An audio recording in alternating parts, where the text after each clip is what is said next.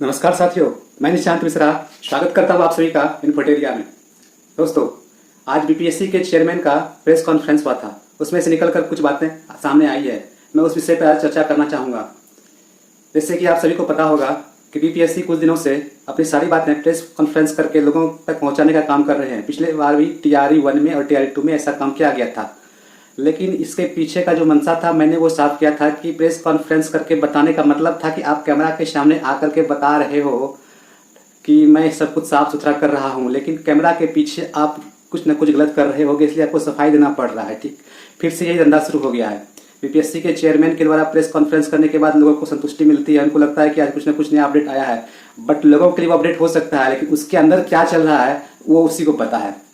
और बीपीएससी के जो क्रेडिबिलिटी था, पहले मान सम्मान था बिहार में, तो वो धीरे धीरे अब गिरता चला गया। क्योंकि जैसे कि आप सभी को पता है कि क्वेश्चन लीक होना, फिर धांधली होना, फिर सेटिंग होना, ये सब जब से होना शुरू हुआ है तो उसका जो पहले मान सम्मान था वो धीरे धीरे गिरते चला आया है।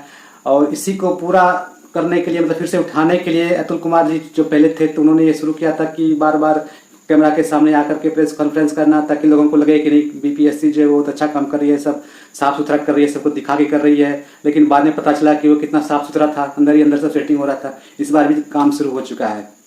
आपको लग रहा होगा कि मैं बुराई कर रहा हूँ बीपीएससी का, लेकिन मैं बुराई नहीं कर रहा हूँ, मैं अंदर की बात को समझा रहा हूँ। आप लोग तक अगर समझ में आए तो ठीक है, नहीं है तो वो भी ठीक है। कि बीपीएससी अभी तक में क्या कर रही थी वो किसी को नहीं जानकारी थी, लेकिन अब वो एकाएक बताने आया हुआ है कि अभी 70th जो बीपीएससी होने वाला है उसके बारे में, कि वो जो एग्ज़ाम होगा नवंबर में, मिड नवंबर में जो उसका एग्ज़ाम होगा, उसका जो नोटिफिकेशन है वो अगले मंथ में आएगा। तो उसमें कितने सीट्स हैं वो बताने के लिए आए हुए थे वो चेयरमैन, और उन्होंने सारी डिटेल से बताया कि इस बार लमसम 2000 के करीब सीट्स हैं। अब बढ़िया मौका है सभी के लिए, एस्पिरेंट्स इसके लिए तैयारी करें और नौकरी अच्छे से लें। ठीक है, बट समहाउ आप ये भी सोच सकते हो कि वो जो सीट्स होती है उसके पीछे भी कुछ न कुछ लोगों का दिमाग चलते हुए रहता है कि सीट्स आए हुए हैं, वैकेंसी आए हुए हैं, तो कहीं इसके दिमाग कहाँ से लगा सके, वो अप्रोच करते हैं। अप्रोच अगर सही जगह लग जाए तो उसको कुछ फ़ायदा भी हो जाता है। तो वो डिपेंड करता है कि आप कहाँ उसको किस रूप में लेते हैं। बट मैं इससे बात नहीं करूँगा, मैं बात करूँगा टीचर वाला जो आएगा बीपीएससी के थ्रू, जो टीचर का वैकेंसी निकाला जाता है, उसका जो करवाया जाता है, ज्वाइनिंग करवाया जाता है, मैं उसके बारे में बात करूँगा। अभी हाल फिलहाल में टीआरई 3 का एग्जाम हुआ है। एग्जाम होने के बाद आंसर शीट जारी करवा दिया जा रहा है। पीआरटी का आंसर शीट जो है फाइनल वो आया है, और प्लस उसके आगे वाला अभी नहीं आया है। 6 to 8 का भी भाषा वाला आया है, और विषय के नहीं आए हैं बाकी का। और एग्जाम से पीजीटी वगैरह का भी फाइनल आंसर के आने का है रिविजन है, और उसके बाद फिर इसको रिजल्ट भी जारी करना है। रिजल्ट जारी करने में ये टाइम लगा रहे हैं, लेकिन रिजल्ट आने तक में इतने लोगों को कंफ्यूज करके रखे हुए हैं कि लोगों को कुछ समझ में नहीं आ रहा है कि आखिर वो चाहते क्या हैं हम लोगों से। कुछ क्लियर कट बताते नहीं आते हैं। 70th वाले पे कॉन्फ्रेंस करके चले जाते हैं, लेकिन टीआरई के बारे में चर्चा जरा सा भी नहीं करते। जो मुद्दे की बात होती है, जो लोग सुनना चाहते हैं, उससे बातें ही नहीं होती है। तो लोग 70th वाला जिसका उसके लिए था, लेकिन वो जो टीचर वाला वो सुन करके क्या करेंगे, तसल्ली भी नहीं मिलती उनको। बट एनी हाउ हम आज देखेंगे कि उनके जो निकल कर आया, वो जो बात बोले कॉन्फ्रेंस की है, उसमें से बातें जो निकल करके सामने आई, मैं उस मुद्दा पर थोड़ा बात करना चाहूँगा। ठीक है, जैसे कि अभी चल रहा है आपका सितंबर का मंथ, और लमसम आधा सितंबर निकल चुका है। फिर इसके बाद अक्टूबर का मंथ जो पूरा नोटिफिकेशन से भरा पड़ा हुआ आएगा। उसी मंथ में, मतलब अक्टूबर के मंथ में ही आपका स्टेट का भी नोटिफिकेशन आने की संभावना है। और स्टेट का और इसका बीपीएससी का, बीपीएससी 70th का, उसका भी नोटिफिकेशन आने वाला है 70th सितंबर के मिड में, सॉरी अक्टूबर के मिड में, नेक्स्ट मंथ, क्योंकि नवंबर में उसका एग्जाम कंडक्ट करवाना है बीपीएससी का 70th वाला। तो अभी बीपीएससी जो है टीआरई से अपना ध्यान को हटा करके 70th बीपीएससी पे लगा रहा है। मतलब कि जैसे टीआरई 3 का आपका रिजल्ट दे देता है, वो क्लियर कर देता है, फिर टीआरई 4 के ऊपर इसका कोई ध्यान अभी नहीं रहेगा, क्योंकि 70th पे एग्जाम कंडक्ट करवाएगा। और 70th जब तक ये सब कुछ फाइनल नहीं कर देता तब तक टीआरई 4 पे कोई दिमाग नहीं लगाएगा, क्योंकि इलेक्शन के आने से पहले इसको जितना भी पेंडिंग में पड़ा हुआ है उसको सबको क्लियर करना है। और ये लटका करके स्टेट को भी इसलिए रखे हुए हैं क्योंकि वो एक दूसरे पर डिपेंडेंट है। इसलिए वो चाहते हैं कि स्टेट का अगर निकाल देंगे तो फिर लोग हल्ला करेंगे टीआरई 4 निकालिए, इसलिए वो ऐसा करके फंसा करके रखे हुए हैं कि नहीं, मतलब स्टेट का रिजल्ट आएगा, फिर उसका नोटिफिकेशन आएगा, फिर टीआरई 4 का वैकेंसी आएगा, तब तक करते करते हमारा इलेक्शन जो है वो करीब आ जाएगा। और इसका टारगेट ही रहता है इलेक्शन बेस्ड। वैकेंसी कोई भी आती है तो वो टारगेट रहता है उसका इलेक्शन बेस्ड होना। तो हम लोग को क्या करना चाहिए, हम लोग को बस सब्र करना चाहिए, इंतजार करना चाहिए कि जब तक वैकेंसी नहीं आती है तब तक कुछ भी अपने मन में नहीं सोचें और कोई एक्सपेक्टेशन नहीं रखें बीपीएससी से, क्योंकि पहले वाला बीपीएससी अब नहीं है कि कुछ भी क्रिस्टल क्लियर होगा। आप होप लगा कर रख सकते हैं, क्योंकि आज भी लोग फंसे हुए हैं। बहुत सारे लोग आज का जो मैटर है वो इसलिए फंसे हुए हैं क्योंकि कुछ लोग वायरल कर रहे हैं न्यूज़। अभी हाल फिलहाल का जो न्यूज़ निकल करके आ रहा है कि महिला को आरक्षण वाला जो मुद्दा निकल गया कि अदर स्टेट की जो महिला है उसको आरक्षण के रूप में नहीं देखा जाएगा, मतलब कि वो यूआर कैटेगरी में ही काउंट किया जाएगा। अब लोगों के मन में ये सवाल है कि यूआर में सिर्फ यूआर मेल के साथ में उसको दिखाया जाएगा या फिर यूआर के मेल के अलावा यूआर फीमेल में उसको कैटेगराइज किया जाएगा। ये क्लियर नहीं हो पा रहा है। कुछ जो यूट्यूबर्स हैं वो अपना कुछ देते हैं जो उनको समझ में आता है, वो वक्तव्य देते हैं, उनका जो फॉलोवर है उनको मानते भी हैं कि इनको लगता है कि नहीं जो यूआर फीमेल है वो यूआर मेल के कैटेगरी से ही फाइट करेगी, और किसी को लग रहा है कि नहीं यूआर में वो फीमेल के कैटेगरी से फाइट करेगी। भले उसको रिजर्वेशन बिहार में नहीं दिया जाए बट अदर स्टेट में जो यूआर कैटेगरी में आएंगे उसका अपना अपना जो कैटेगराइजेशन था उसमें फाइट करेंगे। लोग फंसे हुए, मतलब उनको समझ में नहीं आ रहा है, जो यूट्यूबर बोल रहे हैं वो समझ रहे हैं।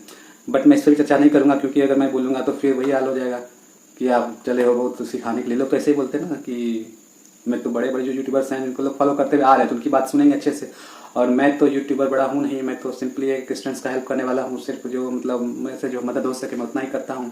तो जो मेरे कंटेक्ट में जो मुझसे पूछते हैं मैं उसका क्लैरिफिकेशन देता हूँ, उसको समझाता हूँ, बट पब्लिकली मैं कुछ भी अपना वक्तव्य नहीं दूंगा क्योंकि बाद में लोग मुझे गाली देंगे। ठीक है, इसलिए जिसको जानना होगा तो वो मुझसे कंटेक्ट करेंगे तो मैं बता दूंगा क्या उनका मनसा क्या चाहता है और कैसे इसका कैटेगराइजेशन होगा। IBPSC का जो थिंकिंग है उसको मैं बता सकता हूँ क्योंकि अभी तक में जो करते हुए आया है तो वो सिर्फ दिखाने का है, और जो कर सोचता है वो दिमाग जो पढ़ लेता है उसको समझ में आता है कि आगे वो क्या करने वाला है। बट इन सब के अलावा मैं ये बताना चाहूँगा कि BPSC TRE3 का जो रिजल्ट है वो तो मान करके चलिए कि वो अक्टूबर में ही आएगा, मतलब कि नेक्स्ट मंथ ही आएगा। अभी तक उसका फाइनल आंसर की ही आ रहा है, तो फाइनल आंसर की आने में ही उसको कम से कम उसको 10 दिन तो लग जाएंगे। अब तब तक मतलब अक्टूबर आ ही जाएगा, और फिर अक्टूबर घुसने के बाद जब आंसर की तैयारी करना शुरू करेंगे उसमें भी टाइम लगेगा। मतलब मिड अक्टूबर तक में आपके TRE3 के रिजल्ट्स आ जाएंगे। जो भी लोग एक्सपेक्ट कर रहे हैं अपने रिजल्ट का आने का, जो इंतजार कर रहे हैं, तो उनके लिए कि वो अक्टूबर तक का समय है वो इंतजार कर लें। जिनको लग रहा है कि उनका हो जाएगा तब तो वो अपने ज्वाइनिंग के लिए तैयारी करें, और जिनको लग रहा है कि नहीं उनका एग्जाम खराब चला गया, कट ऑफ जो आ सकता है उससे उसको कम आ रहा है, तो फिर वो TRE4 का तैयारी करें। मेरा तो ये उपदेश रहेगा कि आप लोग TRE3 क्लियर भी कर ले तो फिर भी TRE4 का तैयारी करो, क्योंकि पढ़ाई का व्यर्थ नहीं आता। अगर आप एक स्टेज पार कर ली तो और आगे का करो। मान लीजिए आप PGT क्लियर कर लिए तो आप MA करके आप PGT का तैयारी कीजिए। आप वो सब भी करके बैठे हुए तो आप आगे वाला जो एग्जाम है उससे रिलेटेड जो संबंधित एग्जाम है वो आप तैयारी करो। जो MA करे हुए हैं, जो MA या बहुत लोग ऐसे हैं कि जो MA में सारे एडमिशन लिए हुए हैं इग्नोशिया कहीं से भी, तो वो फिर नेट का तैयारी करें, फिर प्रोफेसर बनने का कोशिश करें, या फिर जो आपका आगे कभी रुकना नहीं चाहिए। ऐसा नहीं है कि आप टीचर अगर बन गए तो आपको सब कुछ मिल गया, टीचर का नौकरी में आप अपने आप को पूर्ण प्राप्त कर पा रहे हैं या समझ रहे कि जितना ही मेरा लक्ष्य था जो लक्ष्य प्राप्त कर चुके हैं। ऐसा आपका उद्देश्य नहीं होना चाहिए। आपको जितना आगे बढ़ सकते हैं बढ़ते रहिए, रुकना नहीं है आपको। ठीक है, और बशर्ते कि जब तक कि आपको संतुष्टि ना मिल जाए कि जहाँ तक हम पहुँच पाए वो मेरा संतोषजनक आपको दे रहा हो, ठीक है, आपको महसूस करवा रहा हो। तो बाकी बात जो TRE4 का स्टूडेंट्स उनको भी लगा TRE4 का एग्जाम कब होगा, तो TRE4 का एग्जाम तो TRE3 का एग्जाम का सब कुछ क्लियर होने के बाद ही होगा। जैसे बताया गया कि जो बैकलॉग में जो सीट्स जुड़ने वाले थे वो भी अब TRE3 में नहीं जुड़ेंगे, संभवतः वो TRE4 में जुड़ेंगे। वो तो सिर्फ बेवकूफ़ बनाने के लिए स्टूडेंट्स को बोल दिया जाता है, कुछ भी का कुछ वैल्यू होता नहीं है। जो भी बोल देते हैं तो वो अपने मन से बोल तो देते हैं लेकिन बट उन पर वो अमल नहीं करते ना, तो बच्चे मान भी लेते हैं लेकिन बाद में वो स्टेटमेंट खुद चेंज कर देते हैं और वो जो उनका मन होता है वही करते हैं। तो इस बार भी TRE3 में बैकलॉग वाला जो रिजल्ट है वो जुड़ने की संभावना कम दिखाई पड़ रहा है, और TRE4 में इसका जुड़ा होगा। और बच्चे जो TRE4 का तैयारी कर रहे हैं वो इंतजार में ना रहें कि TRE4 का वैकेंसी आएगा तब तैयारी करेंगे, फिर आपके पास टाइम बहुत कम बचेगा। आनंद फान में आप तैयारी कर लीजिएगा, फिर आपका हो सकता है कि बाद में दिक्कत हो एग्जाम क्लियर होने में। इसलिए मेरा उद्देश्य तो ये रहेगा कि आप TRE4 का एग्जाम का तैयारी करना शुरू कर दें, और तैयारी आप इस लेवल तक कर लें कि वो कहीं से भी क्वेश्चन सेट करें, क्योंकि BPSC जो क्वेश्चन सेट कर रहा है आज के डेट में वो खुद से बनाया क्वेश्चन को सेट नहीं कर रहा है, वो फॉलो कर रहा है जो अदर स्टेट वाले क्वेश्चन को सेट करते हुए आए हैं या प्रीवियस जैसे अलग अलग एग्जाम्स हुए रिलेटेड टू टीचर्स वाला, जितना भी टीचर्स जो एग्जाम हुए हैं अलग अलग राज्य में जो होते हुए आ रहे हैं उसको फॉलो करते हैं, वहाँ से क्वेश्चन उठाते हैं डायरेक्ट पुट कर देते हैं। इसलिए आपको इस समझ में नहीं आएगा कि वो क्या पूछने वाला है। आप अपना तैयारी इस लेवल तक कर लें कि वो कहीं से पूछे, कुछ भी पूछे, आप उसका आंसर देने के लिए तैयार हैं, क्योंकि इस बार फाइट बहुत तगड़ा होने वाला है। TRE4 में जो नया अभी पास आउट होकर के आएंगे स्टूडेंट्स वे सब भी फाइट करेंगे, तो इस बार कंपटीशन बहुत ही टफ होने वाला है। और जो TRE2 के मारे, TRE3 के मारे, TRE1 के मारे जो रह जाएंगे या फिर जिनका अभी तक नहीं हो पाया किसी चीज़ में, तो TRE4 के लिए वो ना जी जान लगाएंगे। तो इस बार जो है वो सबका अपना बेस्ट देने का कोशिश रहेगा। इसलिए TRE4 वाले अभी से ही तैयारी शुरू कर दें। आप तैयारी शुरू करने से पहले आप उसका सिलेबस को प्रॉपर्ली देख लीजिए और उसके अकॉर्डिंगली आप सही गाइडेंस में तैयारी करिए। ये नहीं कि आप कुछ भी किए जा रहे हो, आपका जो भी सब्जेक्ट है उस सब्जेक्ट से रिलेटेड आप एक परफॉर्मा बनाओ, आप देखो कि उसमें कैसा पूछा जाएगा और कैसे आप उसको तैयारी कर सकते हो विद इन शॉर्ट टाइम्स। ऐसा नहीं कि आप लेकर के बैठ कंप्लीट करते रह गए, आपको सब विषय कंप्लीट करना है विद इन लिमिटेड टाइम। तो आप एक सिस्टमेटिक तरीके से तैयारी करो और सही गाइडेंस के अंदर तैयारी कीजिए। जो अब तक का पूछा गया जो ये सिस्टम है तो उसमें तो ये समझ में आ रहा है कि जो पूछाता है वो जो बेसिक बुक्स होते हैं, बेसिक बुक्स मतलब कि आपके क्लास के 9th 10th के 11th 12th के अकॉर्डिंग टू आप किस एग्जाम के लिए अपेयर हो रहे हो, जैसा आप पीजीटी वाले में हो रहे हो तो ग्रेजुएशन लेवल का एग्जाम होता है। वो बेसिक बुक मतलब है कि जो आपके कॉलेज में, जो आपके स्कूल में पढ़ाया गया हो, ठीक है। मान लीजिए आप पीजीटी का तैयारी कर रहे हो तो आप 11th 12th को पढ़ाएंगे, तो आपका जो सिलेबस होगा, आप ग्रेजुएशन लेवल पर जो पढ़े हुए हैं, आप अगर उसको कंप्लीट कर लेते हैं तो आपका आधा से अधिक काम वहाँ से हो जाएगा। मेरा सजेशन रहेगा कि आप किसी दूसरे के चक्कर में ना रहें, ना कोई यूट्यूबर्स के चक्कर में ना रहें, ना ही कोई टीचर्स के चक्कर में रहें। आप जो है बेसिक बुक्स को ही फॉलो कीजिए और खुद से मेहनत कीजिए, प्रैक्टिस कीजिए, मॉक ज़्यादा से ज़्यादा लगाइए और आप एक बार नहीं उसको 2-4 बार करके रिवाइज कम से कम कर लीजिए। आपका रिजल्ट इसी से बनेगा। आप दूसरे को देख करके, यूट्यूबर्स को फॉलो करके, टीचर्स के पास कोचिंग लेकर के आप अपना रिजल्ट नहीं बना सकते हैं।